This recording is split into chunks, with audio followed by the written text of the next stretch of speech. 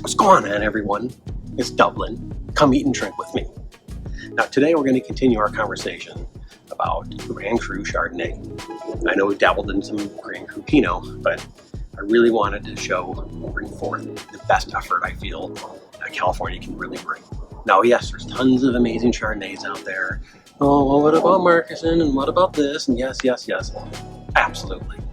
But for me, I absolutely love this. It's been consistent for many years. I've been buying from these guys for a very long time. Amazing experience when you go up to Sonoma and sit there at the Trenton House. Highly recommended. They do like little moose bouche pairings with it. Yeah, Dublin's not going to steer you wrong. Trust me on that one. Yeah, that's right, Kistler. Anyone who knows. This is phenomenal Chardonnay. Never lets down. I always look forward to it. I'm like, oh, we're going to do a Kistler this weekend. Yes. Just super excited, embracing life, biting that apple, as we say. This one happens to be from the Durell Vineyard, just in the Sonoma Valley. Not Sonoma Coast, not Sonoma County. No, Sonoma Valley, which is really interesting and why I bring it up, because a lot of, the amazing Chardonnays, come from Sonoma Coast. The cool ocean air, cooling down those grapes, having the fog layer and all that. But this is the valley where it's going into the Russian River Valley, but it's still considered Sonoma, the AVA Sonoma Valley. Relatively new and interesting. So you're going to get maybe a touch more sun, which means you might get a little more extraction, a little more concentration, up in those volcanic soils up there. So it should be pretty exciting, pretty cool. This is the 2020 vintage. I haven't had any of them yet because usually, you lay them down for a little bit, but this guy, I thought we would really give it a spin and, see what we got going with our Grand Cru California Chardonnay. Of course, it's not an actual cru system, but if there were, Durell Vineyard would be one of them, in my opinion. Maybe certain parcels or part of it would be Premier Cru, but there would definitely be some chunks of Grand Cru in there. And if you're going to hand those kind of grapes to an excellent winemaker and producer, Kistler is definitely someone that you want involved.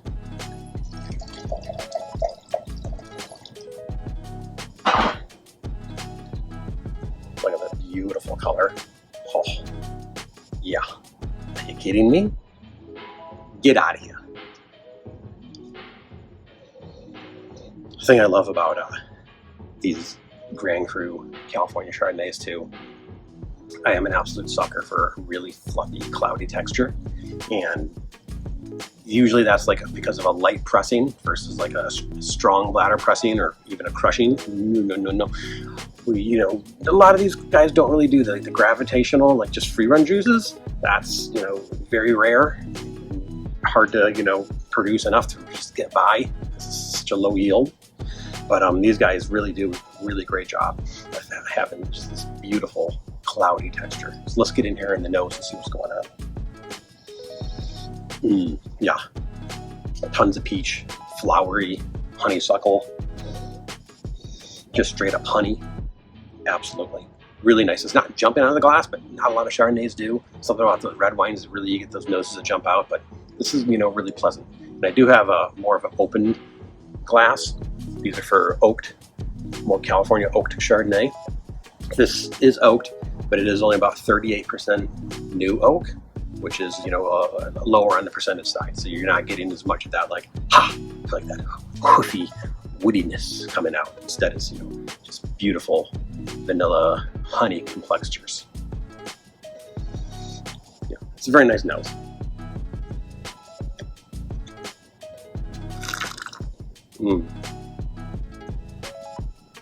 Yep, there it is. Just that beautiful texture. It's just so round and fluffy in your mouth. It's just rolled around, and then you get in right away. It's absolutely this beautiful notes of peach. There's definitely not to say a ton of really earthiness.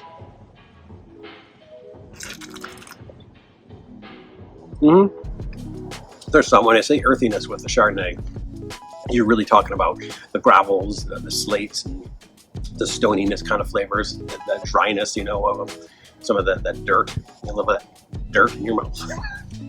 No, I don't really know what that's like. Never done that before in Napa. But yeah, absolutely. This definitely has, it's a drizzling honey on top of a peach, and taking a bite out of it.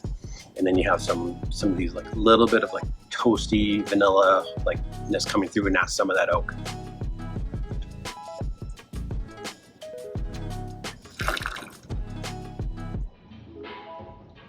I mean, you could really pair this with so many different things. I mean, especially like, you know, if you're going into the afternoon, coming into like your evening, you have like a nice little like starter salad or something like that with some melon, because there's definitely like a little bit of melon going on in this as well.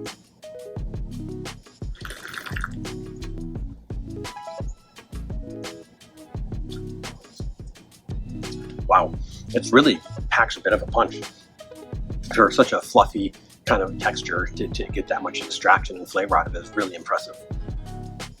Man, like this is like really good. This is on the higher end of the spectrum of any Chardonnays out of Kistler that I've had, really. Man, this is just getting better and better with every sip.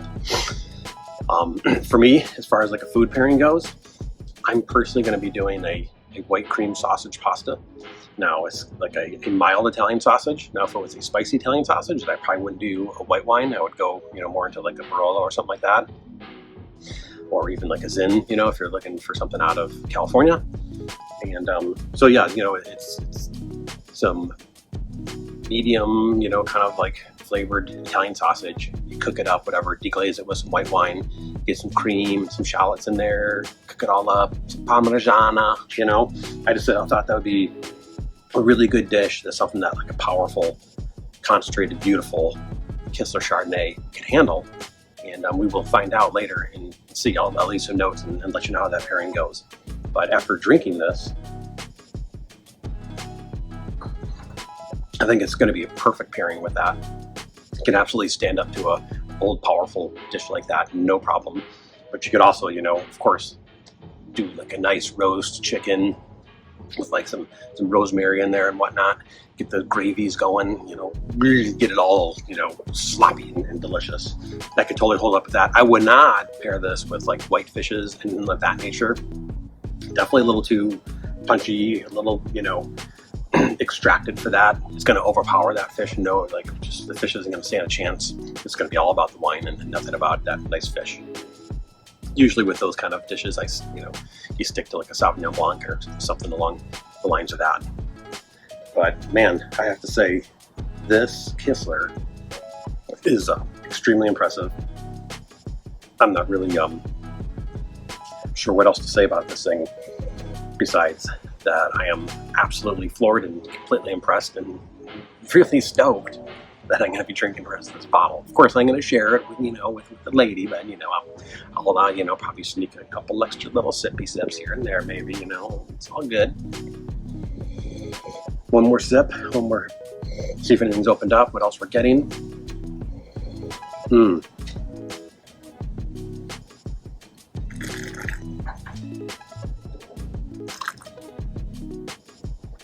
It's really just that gorgeous balance of insane amount of like flower, honey, melon, and peach coming out of this thing, and I'm absolutely digging it. There's just a touch in that finish. You get a little hint of that stone, some of that terroir coming out.